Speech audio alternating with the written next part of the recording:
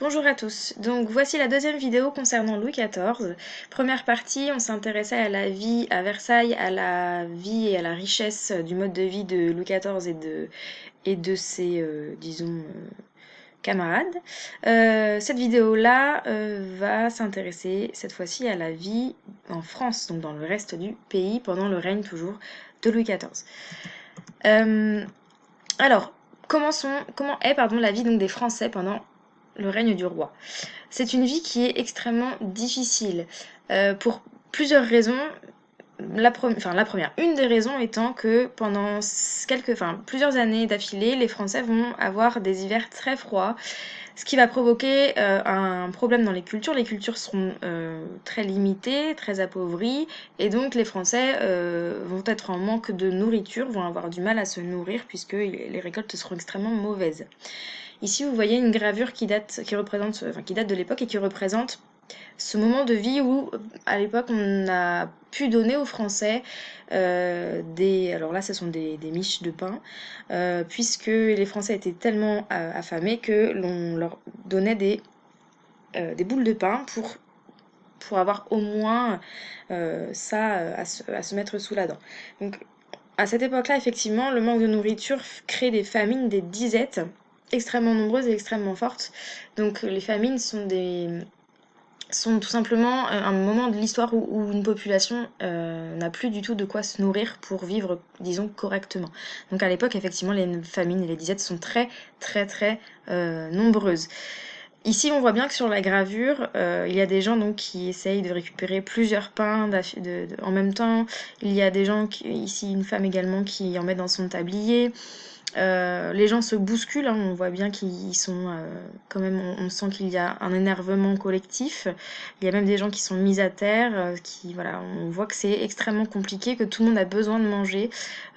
Et donc là, c'est des dons que l'on fait à la population.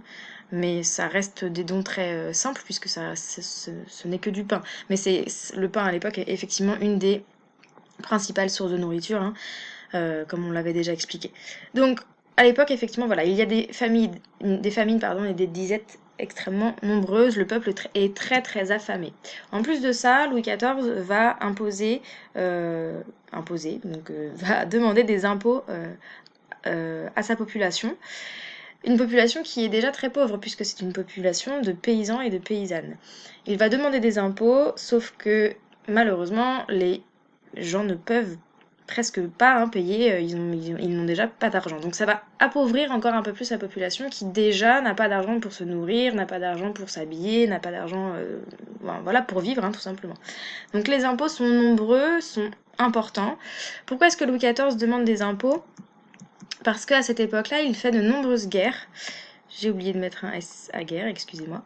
Il fait de nombreuses guerres alors comme on le voit régulièrement en histoire, les guerres sont souvent pour avoir un peu plus de territoire. Donc là, c'était le cas. Je vous montre une carte qui représente le territoire français à l'époque. Donc en jaune, c'est le territoire juste avant que Louis XIV commence à vouloir conquérir d'autres terres. Donc on avait déjà toute la partie jaune qui appartenait à la France. Et Louis XIV, quand il est arrivé, il a voulu donc conquérir encore ce morceau de terre-là, les quelques morceaux ici, et puis quelques zones par-ci par-là en France, voilà, en vert. Pour pouvoir faire ces guerres-là, les guerres coûtent beaucoup d'argent, il faut payer l'armée, il faut payer les armes, les guerres sont très coûteuses, et donc Louis XIV, pour faire ces guerres, demande de l'argent à sa population, donc sous forme d'impôts, c'est-à-dire ce ne sont plus des demandes, puisque ce sont des impôts, donc il impose tout simplement aux gens de lui payer. Et ce sont en général des sommes d'argent assez imposantes. Sauf que, encore une fois, la population ne peut pas payer. Elle n'a pas les moyens de verser de l'argent au roi, qui lui, par ailleurs, est toujours riche. Donc c'est assez paradoxal.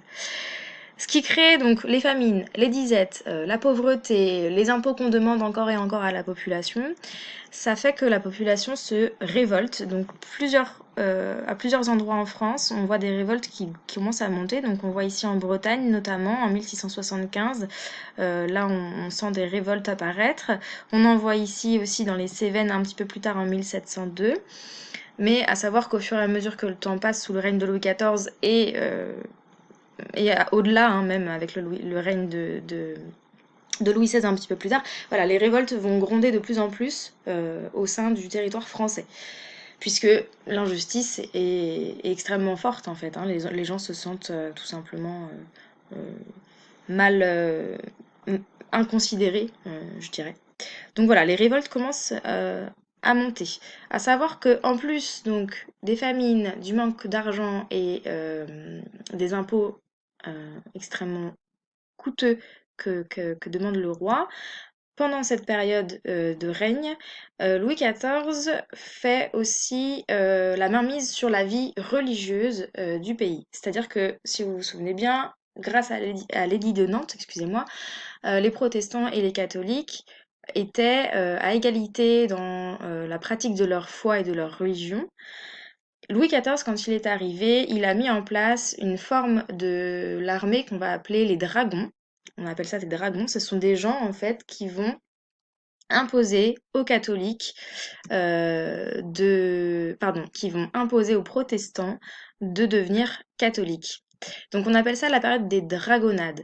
Donc là vous avez une gravure qui vous représente ici donc un dragon, c'est-à-dire un membre de l'armée de Louis XIV, qui impose ici à un protestant d'écrire une lettre dans laquelle on comprend en fait qu'on l'oblige à devenir catholique. Donc euh, cette manière de faire, en fait, Louis XIV, en faisant ça, on dit qu'il révoque l'édit de Nantes. Révocation de l'édit de Nantes. Ça veut dire révocation, ça veut dire qu'on revient sur ce que l'on avait fait, on annule, si on préfère, on annule ce qui avait été fait, c'est-à-dire que finalement, sous Louis XIV, les protestants et les catholiques, voilà, ne sont plus à égalité comme ils avaient eu le droit avant de l'être. Louis XIV va révoquer cet édit de Nantes et obliger donc la population protestante à devenir catholique. Donc ça met encore une difficulté supplémentaire sur le dos des paysans français qui sont déjà affamés, appauvris et qui maintenant sont en plus forcés d'adopter une religion qui n'est pas la leur. Évidemment, si on ne le faisait pas, hein, on était persécuté, torturé, tué, enfin voilà, hein, c'était vraiment, on y était obligé, on ne faisait pas de gaieté de cœur. Donc voilà, la vie des Français pendant le règne de Louis XIV est extrêmement, extrêmement difficile, d'où le fait, hein, encore une fois, qu'il y ait des révoltes qui apparaissent. Donc une vidéo cette fois-ci qui est relativement courte hein, par rapport à la vie, disons, de la population française. Ce qu'il faut retenir, c'est que globalement, il y a une énorme discordance, une opposition énorme hein, entre la vie luxueuse que l'on peut avoir à Versailles. Donc là, on a une peinture qui l'illustre très bien, hein, une vie de luxe avec de la nourriture à foison, euh, des vêtements voilà, hein, luxueux. Ils vivent quand même dans des endroits donc à Versailles où le mobilier est un mobilier luxueux. Enfin bon, voilà, c'est une vie une vie extrêmement différente de celle que peuvent avoir, enfin qu'ont, pardon, hein, les paysans. Donc là, une peinture qui est à l'opposé, hein, qui montre une vie classique des paysans de l'époque, donc avec, voilà, dans un salon très classique, avec une petite table, une chaise, des vêtements qui sont des vêtements de personnes pauvres, hein, tout simplement. On voit bien que là, ils sont pas en train de boire le thé, hein, donc à l'époque, il y avait très peu de nourriture. Donc voilà, ces deux peintures pour vraiment retenir qu'à l'époque, il y a une opposition hein, entre ces deux modes de vie-là et que les paysans commencent, en plus comment dire, de le voir, de le reconnaître, commencent en plus à être pris au cou, hein, pris à la gorge, pardon, par le manque d'argent, le manque de nourriture. Donc voilà, ça c'est le résumé que l'on peut faire de la vie de la population à cette époque, qui est extrêmement importante à retenir pour justement la suite de l'histoire et le règne qui va arriver après de Louis XVI. Voilà, j'espère que ça a été assez clair. N'hésitez pas à me demander si vous avez des questions sur cette vidéo-là. Et très vite, je vous mets une autre donc, vidéo sur cette fois-ci le règne de Louis XVI, hein, qui est juste après le règne de Louis XIV. Voilà. Au revoir.